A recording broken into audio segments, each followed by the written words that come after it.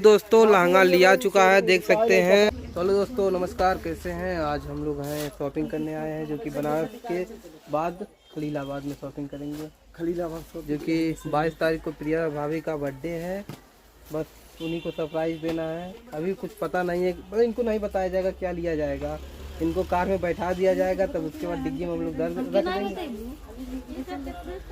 नहीं ना, इनके नहीं बताइए काली नहीं सरप्राइज वो दे। हाँ वही 20-25 निकाल उठे में से पसंद कर लिया, उसके बाद तुमने दूसरा ले ले जो तू पसंद करूँ। चलिए दोस्तों देख सकते हैं, बहुत ही बने रहिए। अभी क्या क्या खरीदना आप लोगों को दिखाते हैं।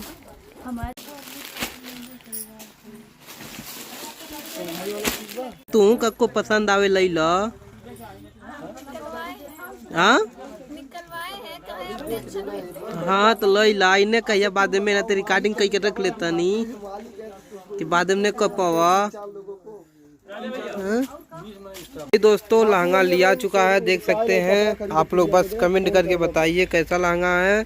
और इधर छुटकी है का बोलो पसंद बा। हाँ हाँ ठीक बात।